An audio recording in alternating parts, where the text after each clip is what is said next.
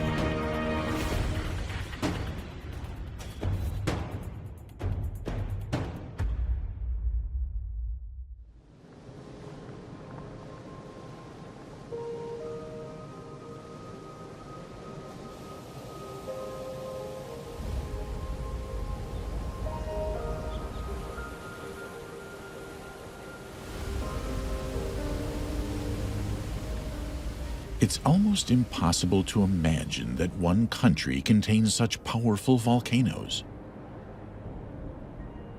and astonishing glaciers.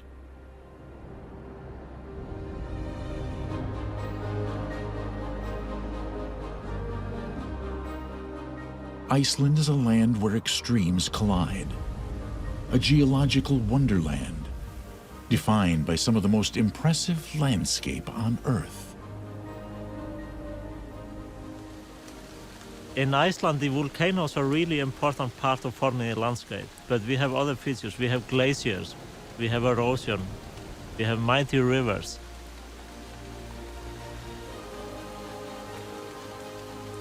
So it's a combination of volcanoes building up the country and erosional forces trying to tear it down. From this incredible combination of elements, seamlessly sculptured geological structures are formed. Uniform towers of rock, lining parts of the coast and rivers, and magnificently supported powerful waterfalls.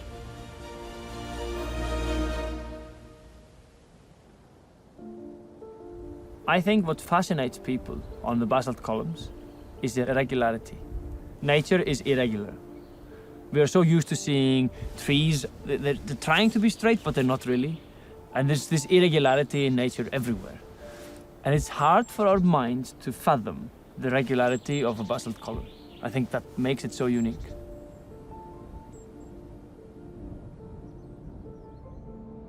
Iceland is without a doubt one of the best places on the planet to view these geometric forms. Three of the finest examples are that of Svartifoss, Reynisfjara, and Aldeyjarfoss. But how are these massive hexagonal pillars that look like they have been carved into the cliff face by hand formed?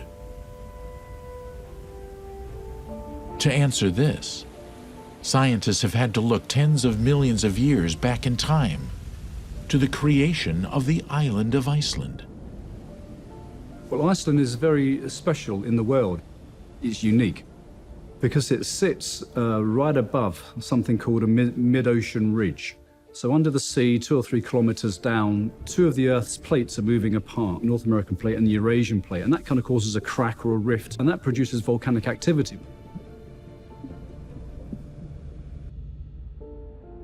This volcanic activity under the ocean is termed a hotspot, and Iceland's is one of the largest and most powerful hot spots on Earth. Extremely hot rock from deep within the Earth rises upward, intersecting the mid-ocean ridge, causing the Earth's rocks to melt. There's been so much melting that, of course, what the melting means is that the Earth's rocks melt, they turn into magma, into lava, then they cool down, back into rock again. But those layers of rock build up over time, and finally they break the surface of the sea, and that's called an island. As a petroleum geologist and exploration leader, Tony Dorr has published on stratigraphy and the Northeast Atlantic Arctic evolution. Underneath Iceland, we have a unique situation where we have some kind of melting anomaly, which is pushing up the island above sea level. It's part of the mid-ocean ridge. This is the mid-ocean ridge, and you can see it is like a mountain chain, but it's got what looks like a big fissure in the middle of it. And that's because this is where, essentially, the plates are moving apart. 60 million years ago, there's no more North Atlantic. Around about this time here, we can see all the continents gathered together in one place. But now we're going forwards in time, and we're seeing how it's split apart. And as this happens, we can see spreading up here along the mid-ocean ridge, and we can see this anomalously high area in the middle here, and that's Iceland. The result is a rare meeting of tectonic plates above sea level and the upwelling of magma that is at the source of Iceland's basalt creations. There are lots of places in the world where we have what we call melting anomalies, and Iceland is one of the absolute biggest. And in this particular case, that melting anomaly is right on the mid-ocean ridge, which it could be a coincidence. However, what's the melting anomaly coming from? There's still controversy around that, but what we are absolutely certain about is that what's happening underneath Iceland is anomalous. We have anomalous melting, we have anomalous amounts of magma being produced.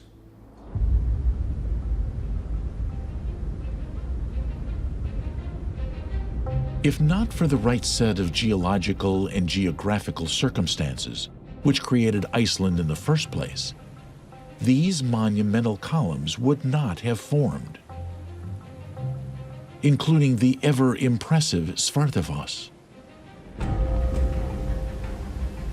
Located in Skaftafell National Park in eastern Iceland, the name translates to Black Waterfall, and it is one of the most distinctive and magnificent displays of basalt columns in the country. The uniqueness of this spectacular 65-foot waterfall has captivated people for hundreds of years, drawing tourists from all over the world to stop and admire nature's beauty.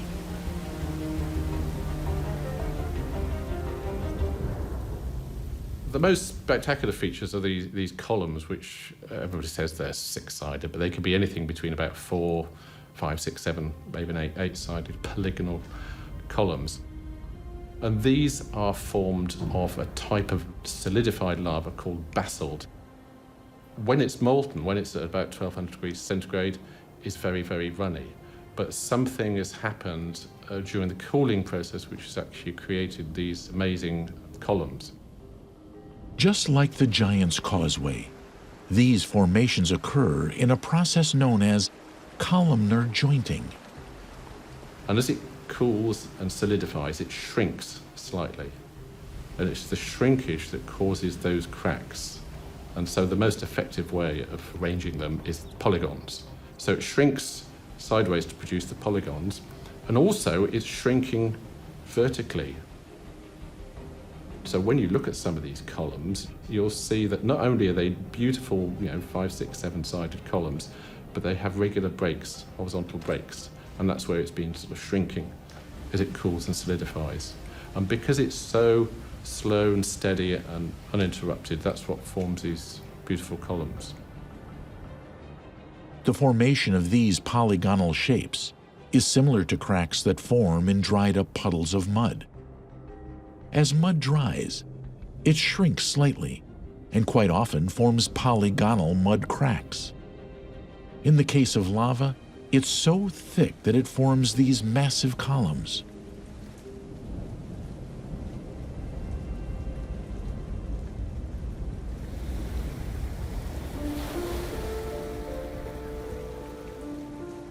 In the case of Reynisfjara black sand beach in the south coast, you'll find a giant cliff called Garder, rocky caves, and one of the most inimitable beaches in the world. The characteristic black sand and pebbles are a result of lava flowing directly into the ocean, cooling and hardening immediately upon entry.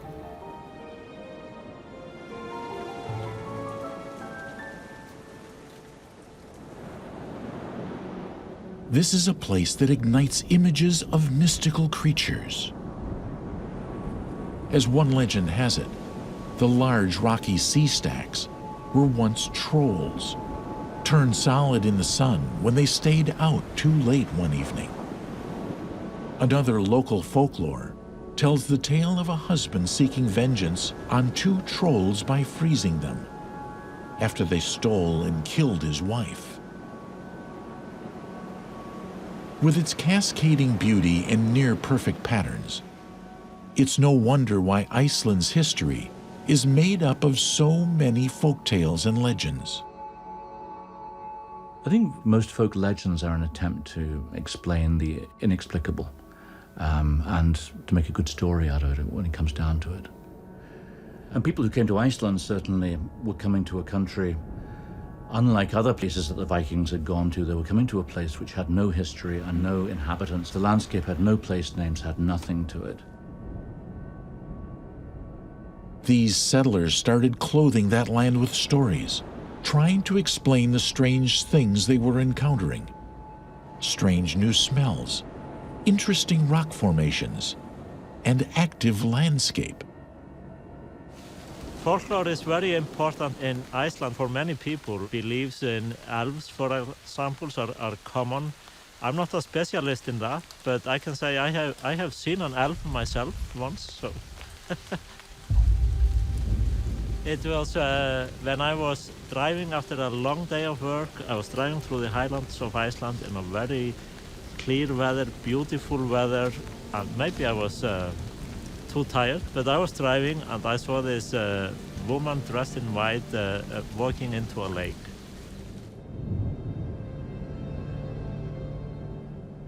According to early Icelandic folklore, these supernatural beings had the power to lure people off their path, where they might be lost forever.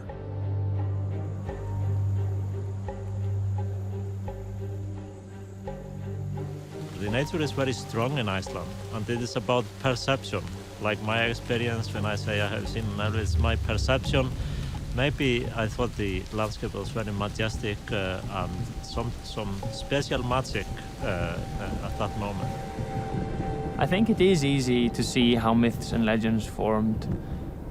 When you travel, especially in Iceland in fog or in the winter, through these formations of lava field, you constantly feel like someone is following you or tracing you. It's kind of difficult to know what's around the corner. I can easily see how all these legends were formed. For centuries, the heart of Iceland's highlands was virtually impossible to access. It is a region that was feared due to the lack of water, black sand dunes and lava fields as far as the eye can see. Nowadays, people can venture off the more beaten path, cross the lava fields, and access the site.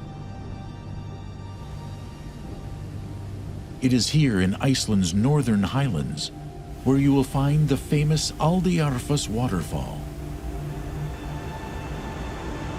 Welcome to Bardardalur Valley. So this valley is around roughly a little bit more than 40 kilometers long. This is one of the longest valleys in Iceland. And in this valley we have some beautiful waterfall called Aldeyjarfoss, which you can see right here. And on this area we have lava fields from around 8,000 years ago. Bardardalur is known as the longest valley in Iceland. It stretches all the way from the glacier to the sea.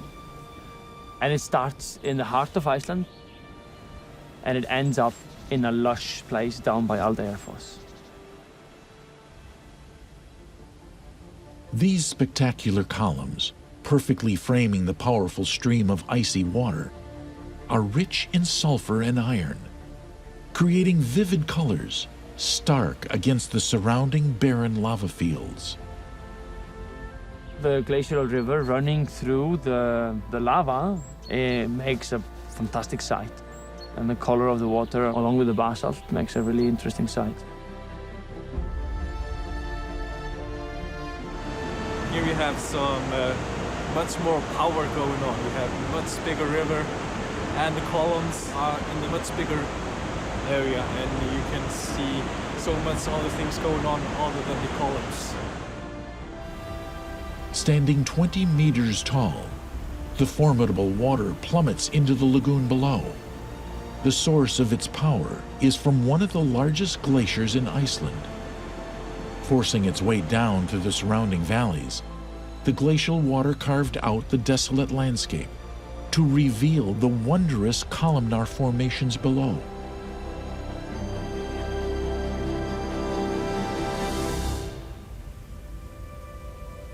The ranging heights, weathered statues, and fascinating curves in the columns are a true testament to the movement of the earth. Me personally, I think it's just one of the most beautiful places in Iceland. Of course, I'm local, so... It can be incredible to think these otherworldly creations have stood the test of time, to exist for us now, to marvel and revere. For Mother Nature to have formed these seemingly symmetrical sculptures after such impressive lava eruptions is a wonderful demonstration of order from chaos.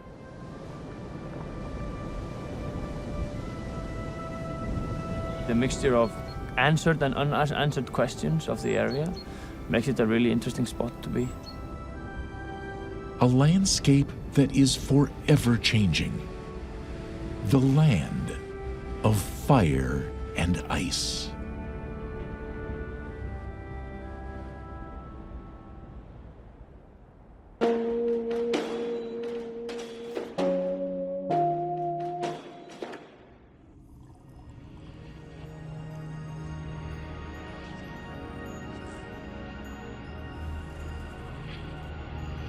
There are few places on Earth where the night sky seems to come within touching distance. Hidden away among New Zealand's forests, gorges, and cave systems, hundreds of glowing stars illuminate the damp darkness. It's like gazing up a star sky. Very, very magic. Strung across the gloomy interior, these dazzling lights switch on. But these displays don't rely on electricity. They are powered by one of the planet's smallest, most beguiling hunters. Creatures that make light are incredible. That's just an amazing thing. It's so crazy to think that something like that has evolved. How could that be possible? Prepare to enter the dark world of the New Zealand glowworm. Suspended within their glittering hammocks of goo, these sparkly creatures are literally living light. And could even be illuminating new breakthroughs in medicine.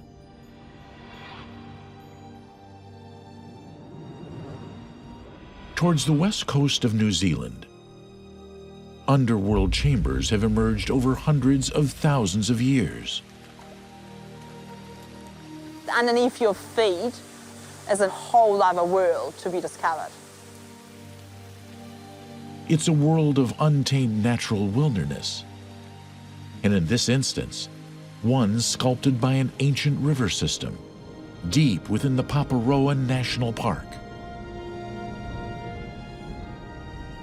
Known as the Metro or Te Ananui cave system, this incredible network is 30 million years old.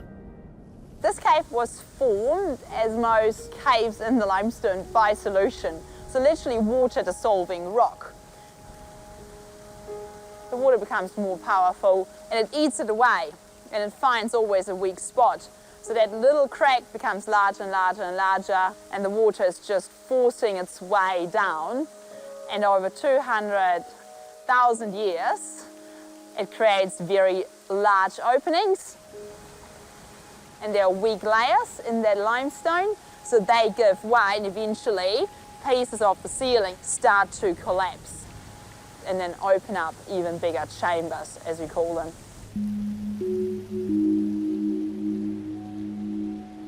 The outcome of this interplay between natural elements is a continuously evolving geographical wonderland, and the ideal home for these luminescent creatures to hang out.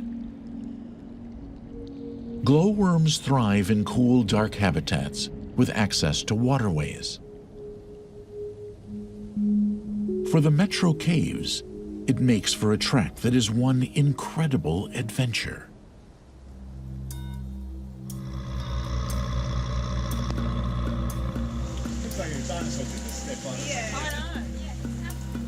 Wandering through the thickest, greenest bush you can imagine, and you come up, and then there's this valley with this big open dark mouth, and you enter darkness. You see formations for areas where there are underground rivers. Then you switch off your light and see the glowworms.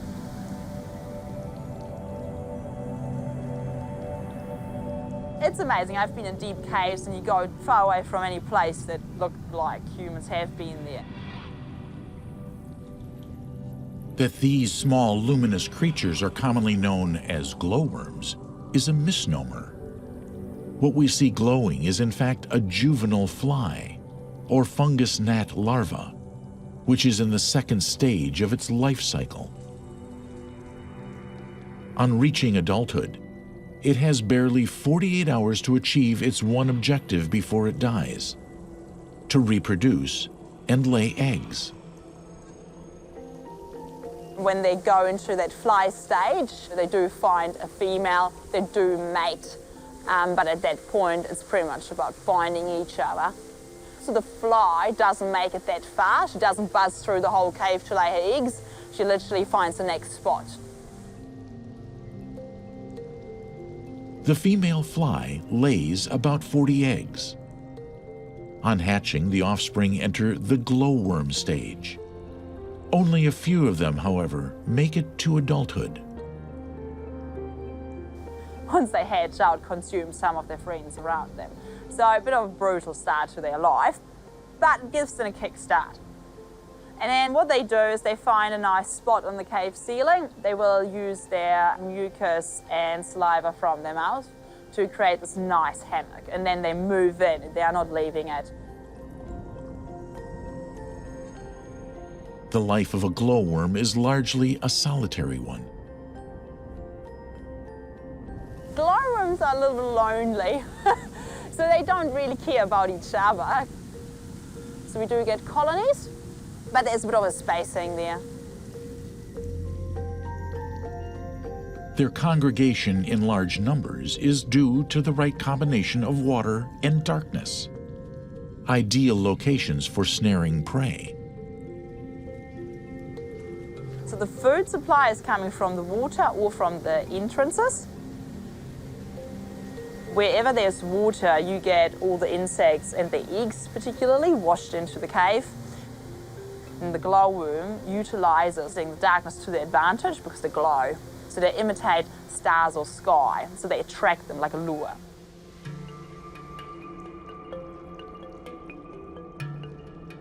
Although only measuring a few centimeters in size, the infants are packed with a bizarre array of special powers. They secrete silk, a little bit like a spider. While they're in their hammock, they can put down fishing lines of silk, and the silk has sticky blobs on it. And in the dark, they turn on their light on the end of their tail, and tiny little flying insects that are nearby are attracted by the lights. Like many creatures in their infancy, food is a #1 priority. Once they're set up, they literally spend the next 6 to 8 months to gain energy, so to eat as much as possible. That's the whole aim, the whole agenda. And this is also when we see them and think they're so pretty. It's these lights that attract not only insects, but people, from cavers and tourists to scientists. At the University of Otago, researchers have been investigating how the glowworm creates its light, a process known as bioluminescence. How could you not be interested in how they make light? They're just full of proteins and molecules just like we are. Why can't we make light? Because we don't have the right proteins and molecules, but you know, a glowworm isn't too different from any other moving thing, so what is it that makes them different? To find out, Dr. Sharp and her team harvested glowworms to examine back in the laboratory. To study the glowworm bioluminescence, we collect glowworms from the walls of the gorge at night, bring them back to the lab. We lay the glowworms out on dry ice and snap freeze the glowworms, store them for later use. When we want to actually find out something about the glowworms, we take them out of the deep freeze, we cut off the light organ using a razor blade, and then when we've got a bunch of light organs, we mush them up and create a kind of a glowworm soup. The glowworm is among 40 known organisms on the planet that can create light from its body. Bioluminescence is essentially a chemical reaction that happens inside the body that produces light. The special thing with bioluminescence is that you have to have a protein, an enzyme, to make that chemical reaction happen. When Dr. Sharp and her colleagues investigated the New Zealand glowworm, they discovered a process found nowhere else. In these glowworms, the chemical reaction involves the meeting of 2 molecules, oxygen and another called luciferin. But the magic happens with the help of a 3rd molecule. That reaction between those 2 chemicals, the luciferin and the oxygen, will only happen if there's an enzyme that helps it. So the enzyme, it's a much, much bigger molecule, and it envelops these 2 little molecules and holds them just in the right place, in the right position, so that they'll react together and create that light reaction. This chemical reaction occurs in the glowworm's kidney-like organ. So they can open up their bum muscle to suck in that oxygen to either glow brighter or to then also switch off. Understanding how bioluminescence works has already had important medical applications, enabling practitioners to tag and track bacteria, cancer cells, and even DNA. The ability to replicate the New Zealand glowworm's method artificially could potentially offer even more medical uses. And there's the possibility that if we are able to make it artificially one day, it might actually be a cheaper chemical to make. If it were, it could be more affordable than current systems. While the glowworm's light is a potential source of medical help for humans, it remains a beacon of doom for insects. As well as being equipped with lights and snares, these juvenile hunters also possess a paralyzing drug. It's a hungry glowworm, showcasing its full ambushing arsenal that make them one of the most effective hunters on the planet. It's a colony of them that make them a spectacle. Once they glow in the dark, what the insect sees is unfortunately only the light, but not all these dangerous snares dangling down. So they fly to that light and then underneath get caught up in all these snares, which also have a paralyzing effect. Then the glowworm is vibration sensitive. So then the glowworm, it's amazingly quick. They're vicious little creatures. So they then pull up their own snare like a fishing line, and depending on if they're hungry, they literally store it for a little bit. If it's a big insect, they go a step further and they inject a little bit of their spit. So it's dissolving them from the inside, and it's all mushy and nice, and then they can eat it. That feeds them for a few weeks, and then they grow. Because in that stage, they focus on eating, because in all the other stages they can't. It's then purely about mating. This sequence plays out for a further 6 months, until the glowworm prepares for the next stage of its life by creating a cocoon. This is the pupa period, where the glowworm completely changes from a larvae to emerge as an adult fly. So from this worm creature, they will turn into what looks like a big mosquito. So they develop the wings and the legs and the head. But this metamorphosis comes at a price. There's a trade-off to that because they lose their digestive system. So after that, there's no eating anymore, which obviously shortens your lifetime by a bit. For the adult fly, life expectancy shortens dramatically. During the 2 days it has left, they set forth to find a mate. The male is literally hatching out, finds the female, and then off they go. She has all the eggs. She will find a nice spot and put them there or lay them there on the spot, and that exhausts her so much that she most likely will die.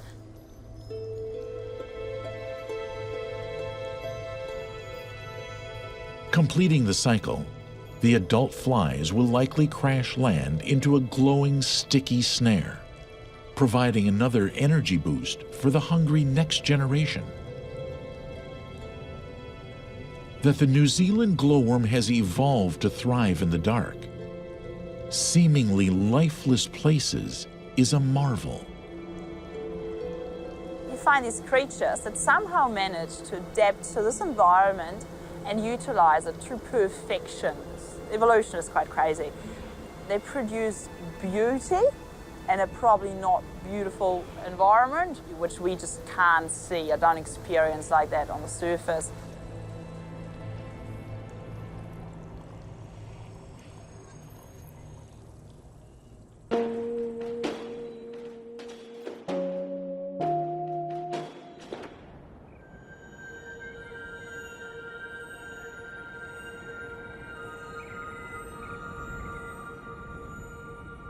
Outback, Western Australia.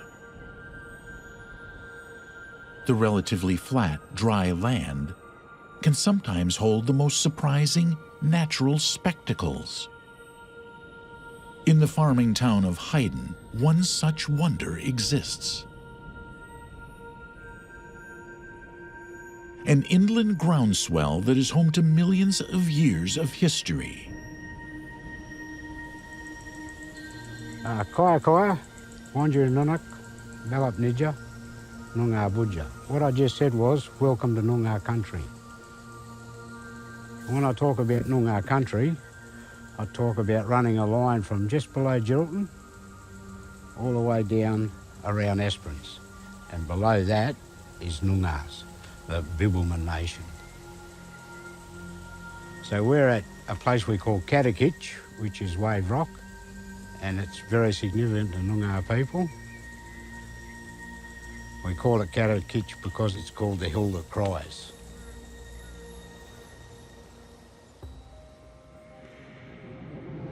"340 kilometers southeast of the capital city of Perth In Hayden, Western Australia, wave rock has a long history, steeped deep within the stories of the Noongar people, a constellation of indigenous Australians who have lived in this region for millennia. 40,000 years, this would have been one of the most significant places. It's like a wheel, and we're the hub in the middle of the wheel. So even with the white settlement today, you see where they've put Hayden. It's a stop-off point. And with us, it was a place to trade, arrange marriages, have ceremonies, initiations. There is man's initiation place right over the top of the rock, where we don't go anymore because it's sacred. It's a revered and mystical site, and you can see why. An almost perfectly formed wave, rising magnificently up from the earth.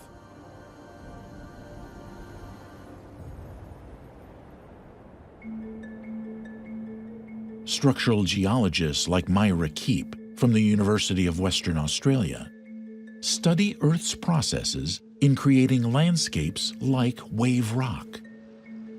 You want to have an explanation for why it's there, you want to know why it formed, what's it doing there, and whether or not you ever see another one, who knows, but that's why they're impressive, just because they exist.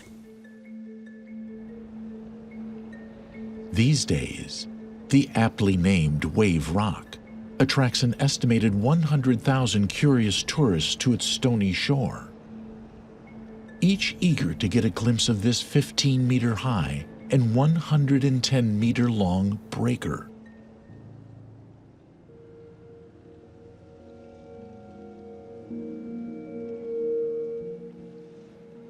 So how did it get here?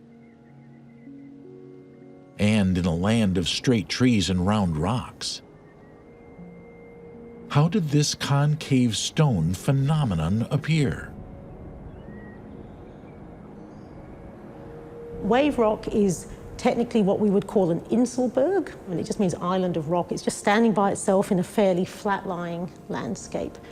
The type of rock at wave rock is actually something called a granitic pluton, which means it cooled below the ground.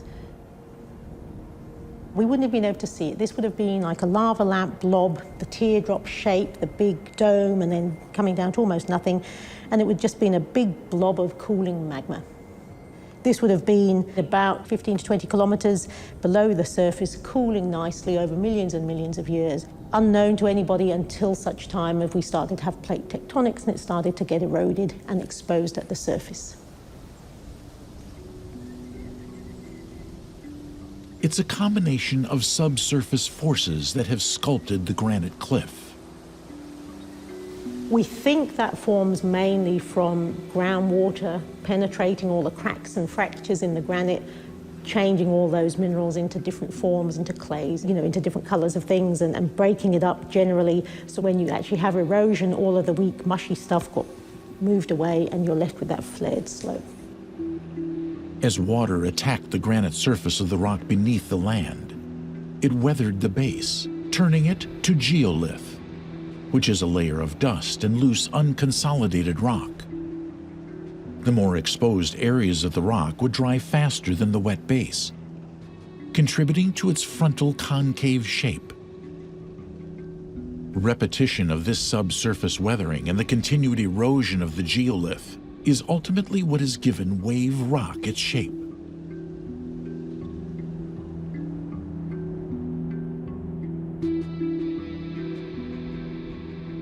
A similar process has also transformed the colors of the rock, giving it its distinctive stripes.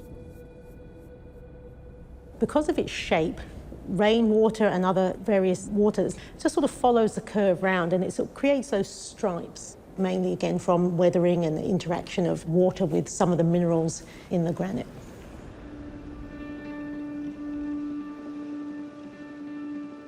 The weathering processes that have formed the curvature of the wave are also responsible for the creation of a series of unique yet useful holes along the top of wave rock.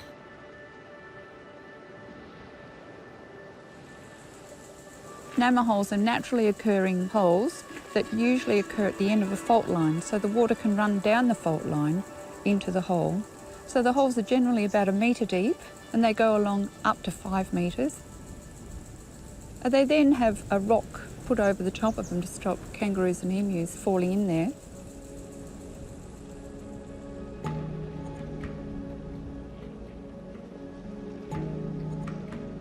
The same geological forces that led to the creation of wave rock are also to thank for the caves that grace this landscape. Inhabited by the indigenous peoples for over 40,000 years, this is an area of extreme cultural and spiritual significance. The land is sacred and home to a number of spirits, one in particular who is infamous for his bad behavior. Just over 10 miles away from Wave Rock lies Mulka's Cave, named after the spirit who dwells in the area. A lot of Noongar people don't live here anymore because of that Mulka spirit. They'll come out, stay for a while and then move on. His mother and father weren't supposed to be together. So when he was born cross-eyed and grew into a huge man, well over 7 foot they say. And because he couldn't hunt or couldn't throw a spear or boomerang properly, they used to leave him home and they'd go out and do the hunting. But while they were away, all he could eat was berries and yams.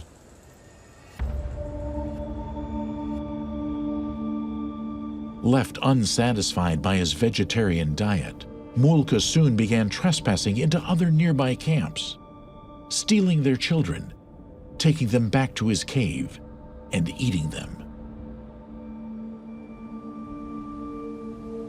Hunted down and killed for his misdemeanors, his spirit is still believed to roam the area. His former home has been visited by many of the locals. The amazing remnants still visible today.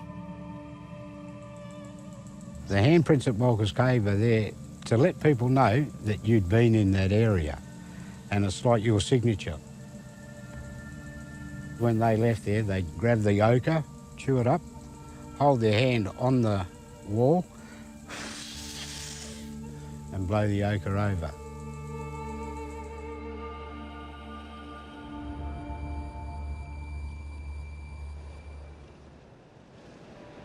Mulka's caves aren't the only in the region. Just minutes away from Wave Rock is another fascinating formation, the Hippo's Yawn. So the other one near Wave Rock, which is Hippo's Yawn, that's the same sort of thing. You've got the big rounded shape and it's eroded on the inside.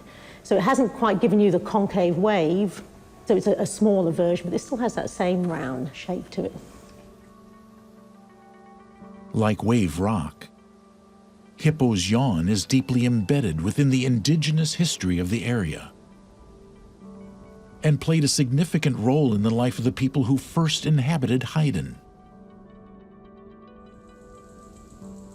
Our men aren't allowed to go anywhere near Hippo's Yawn because it's a woman's only place, it was a birthing place, so that was all women's business. And even when I take tourists there, I explain that to them from a fair distance, and they go there and have a look themselves. Just as significant is the interplay here between the night sky and the earth below. When you've been to Mulka's Cave and you connect the two stories, it's Mulka's mother bringing all the children away from him so he couldn't eat them. And when she got here, she flew up the face of the rock into the sky. And when she flew up, she had long white hair, and her hair actually forms a Milky Way across this area. And the little stars and all the stars you see around it are the children. Now, some of the children actually fell to earth, and they are the rocks you see laying around. So that's how we believe the Milky Way was formed over this area. As night falls, Wave Rock's distance from major towns and lack of light pollution makes it a perfect location for viewing the Milky Way, and one of the best vantage points for catching meteor showers, such as the Geminids.